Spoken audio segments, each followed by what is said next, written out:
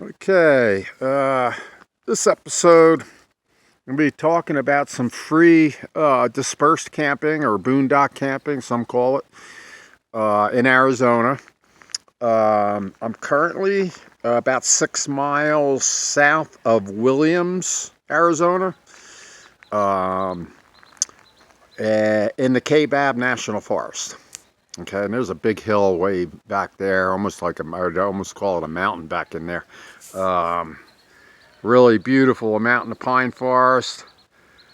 And anyway, this episode is about free dispersed camping, and also about a campground about a mile or two down the dirt road here out in the National Forest, the Kaibab National Forest.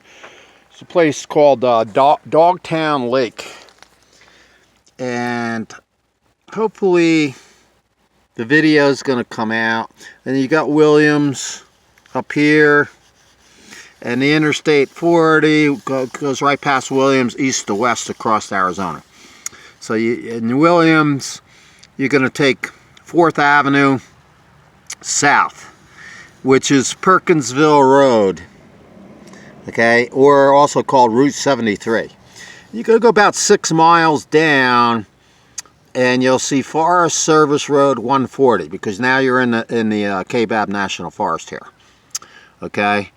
And when you follow that down, this whole section here is the free dispersed camping area, and even though 140 continues all the way to, for many miles, you can't disperse camp unless you see the little dots on each side. And I did here's a close-up of this. What you want to look for, you got your road, and then you got these dots on either side. So here, that means you can disperse camp on this side of the road up to this point. Nowhere down here or down there can you. On this side of the road, you can disperse camp, but then all of a sudden it stops. Even though you can disperse camp on this side of the road, you can't on that side of the road. So that's why you got to get these Forest Service maps.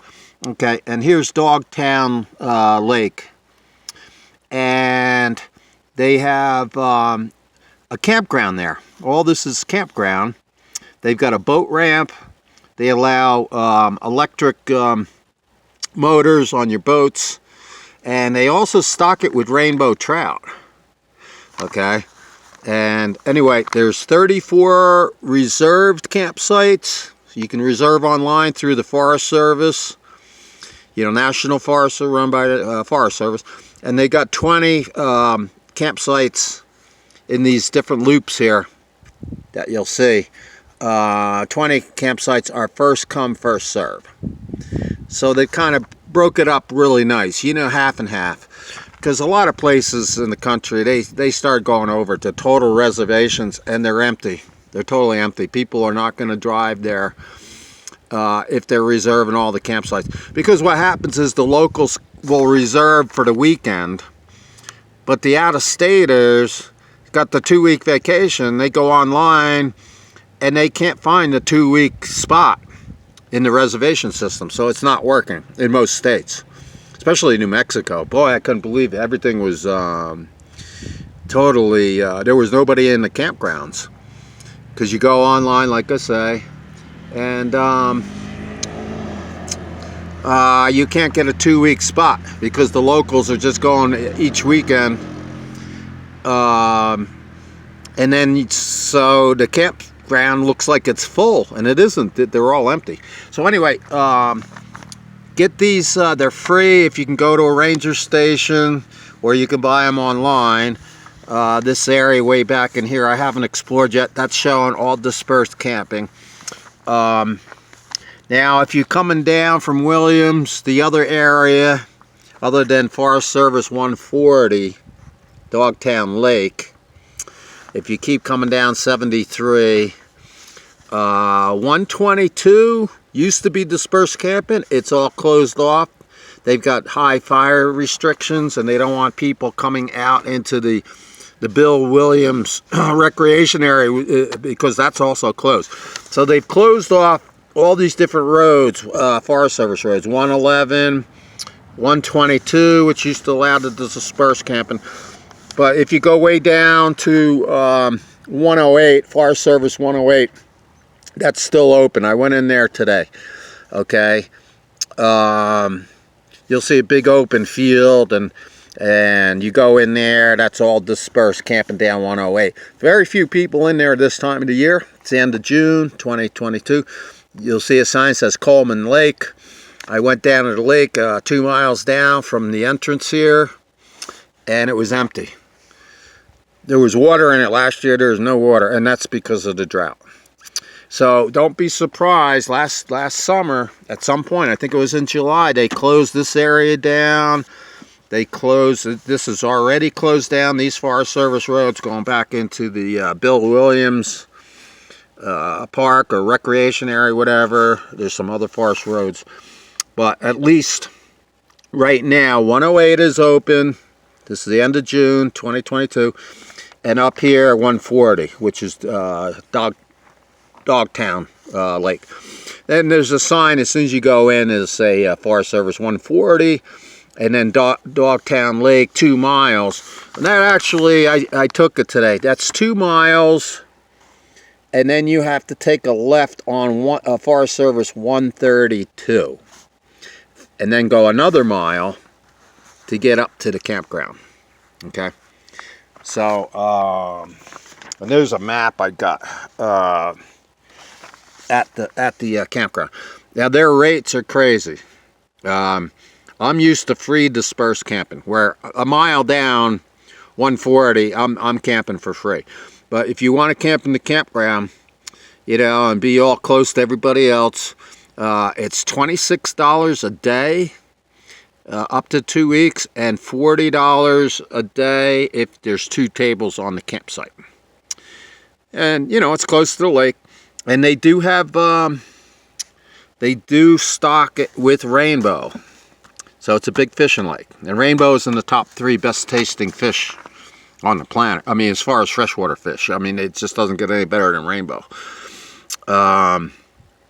They have a day use area down here. They close the gates by 7 o'clock. I don't believe there's no fees or anything in there. But at this intersection, 140, 132, you come back in a mile, and then you're at the campground. They do have a host, so you can speak to, find out more. They have bathrooms, water, garbage disposal. But again, like I say, you're going to be paying anywhere from $180 to $280 a week to camp in there. So let me just check my notes, see what else I wanted to describe. Really beautiful here. Oh, they got herds of sheep out here. I mean, hundreds and hundreds of them, maybe 1,000 in these herds. And when I got here yesterday, they started, there was this big, huge white dog. I think it's a mastic. Sheep herding dogs. I forget if they're mastics or what, but they're like supposed to be like 150 pounds. And this herd of sheep came through, but in the front, I was using my binoculars. It was about 100 yards down here is a little valley with grass. And this one big, huge dog was up in front, like 50 feet in front of the herd. And the whole herd, like 1,000 sheep, were following this dog. And right down the valley so they could eat grass and stuff, and then they'll go back. He'll take them back. It's unbelievable. They'll herd the sheep, and they free graze out here in the national forest. So that was pretty cool. And then they must be psychic or something. He was 100 yards away, and I'm looking at him and I'm saying, wait a second, he's twice the size of any sheep. And he looked right at me, towards me. I don't know if that was coincidence or not, but about an hour or 2 later, after he took all 1,000 sheep down that valley, which there's nothing down there. I mean, I'm out in the middle of nowhere here. I was in my trailer, and I looked out, and walking right through here was that sheepdog. He was checking me out. They are very protective of the herds. So I put out some water for them, and I put up some doggy bones. The doggy bones were gone this morning, and I got the bowl of water because he's out here, and there's very few places where you can have water. I mean, there's no water for another mile or two till you get to the lake. So, but he was coming out, checking me out and everything. But when I went out to talk to him, he didn't want to deal with me, man. He was just like, you don't leave me alone. They're guard dogs. So I know people personally that have been attacked by them. You don't want to get near the sheep herd. They are there to protect the sheep from wolves. There's wolves, bear, all kinds of things out here. And they can get super nasty. And I have a friend that got attacked by one. He accidentally went in too close to the sheep herd. This thing followed him, two of them followed him back to his vehicle, and they jumped on his vehicle, I mean, ferociously. So don't think you're going to go up and, oh, nice doggy, and, you know, and take pictures of them. Don't get near that herd. That's my advice. There's even signs I've seen. Do not get anywhere near those sheep herds. Those dogs are like, just think about it, you know, like German Shepherds, you know, behind the gate inside a business like at night. Those